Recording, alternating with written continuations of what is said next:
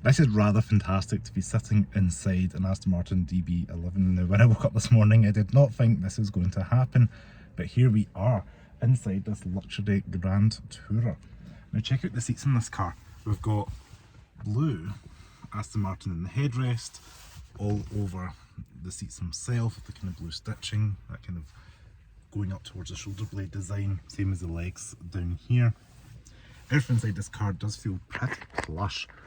We've got the suede material up in the top, rather than the doors. Every piece of this car is made of like a really nice tactile material. So this one's got a blue exterior with the blue stitching on the interior. Now let me flip the camera around in a second, but 5'11" Thomas has got a couple of fingers of knee room, shoulder room, head room, pretty alright, and to adjust your seat, all the buttons are on the side here, so we've got little bits of adjustment here. You can slide that forward and back, change bits on your seat here, lifting that up and down, and then you've got free stage memory. So yeah, overall that's quite a useful place to be. I've not really seen it on the centre console here before. However, I do believe that's because the doors are swan doors that kind of gracefully open up. If they were in the door, they might be further out the way, or maybe a bit more confusing engineering wise and electronic wise. But I am rambling on. Let me flip the camera around. So we've got a little pad here. You can rest your palm. You've got your rotary knob, your favourite buttons. In the centre here we do have a drawer that slides back, motorised, and then you push them down. They do have cup holders, so it's kind of like dual purpose. Come on Aston, there we go. Like so. Voila. Go ahead and close this. We're going to slide this forward. I will say this is the first time I have been in a car with a centre console that slides backwards and forwards electronically with a little motor. Foot in the brake, and let's get this car started. So we're going to look for the start stop button here, PRND. 3, 2, 1.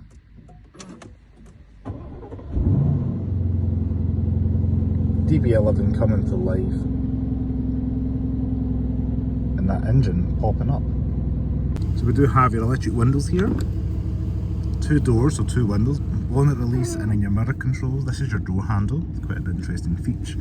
And then we have your lights down here. We can put them all the way to auto, on full beam, and then you've got your parking brake down here. Now we do have a little bit of a door bin here, which is very thin. Look how thin that is, but yeah, it's lined with a leather material, blue stitching all around, softly padded. Steering wheel itself, we do have your adjustment for your suspension, for your sports mode on the left hand side, sports plus, and then GT mode for comfort. So that cycles through on the screen there as you tap it through. Now we do also have your voice control, telephone, a little rotary knob here for your radio. Then the right hand side we've got your home screen, brings up this little screen here, and we can scroll down with the rotary knob, telephone buttons, big paddles behind which are nice, and metal, which is nice to see. Left hand side stock is where you're going to see your wipers, and then we've got your steering wheel controller here, so that allows you to have reach and brake adjustment, as well as heated steering wheel. Turn that on to twist and twist that off. Quite a nice little thing to have inside your car. Top of the dash, as I said, it's all these premium leather materials with the blue stitching going across. It's all quite nice. And you've even got metal hinges here for the top where your sun visor is going to be. That is not something you see every day. It's kind of a mark of a premium luxury car.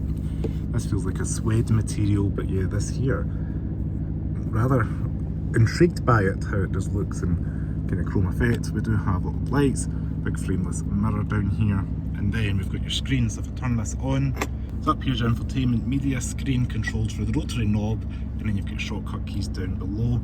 Quite a few graphics, I won't go through it all today, but we do have 3 stage heated seats for the passenger and the driver, and then this is your kind of touch capacitive button for your audio, so you can swipe along just to turn it off quite quickly. CD player for those that are curious, because I know a lot of people still listen to CDs, and then door locks and unlocks, and then your camera button down there brings up the 360 camera. You can rotate that through here, so you can change your view, radio, go back, and then hit the cameras again. And of course we do have your sat nav, which you can rotate around using this little knob here to rotate that left and right to zoom in and out. Now, I could be wrong, but I do not believe this car has a glove box. There doesn't seem to be any obvious cutout for it. So, although it is like a soft material here, there is no obvious place for a glove box. So I think this is just airbag cover.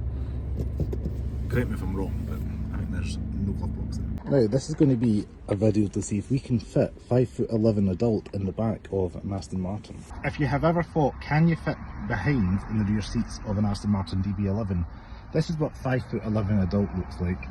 It's pretty, not roomy, shall we say. Knees cannot really close.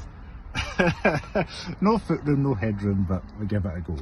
At least you can maybe put your Louis Vuitton luggage back here or a blanket and keep your dog nice and happy. But do you have it's all nicely softly padded. Look how squidgy that is. And for all those curious, there is ISOFIX points in the back of the seats.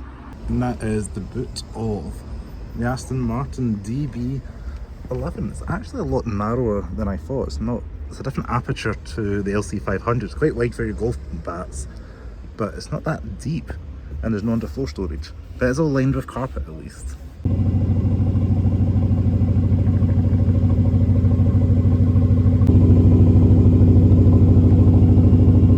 Go ahead and lock it up.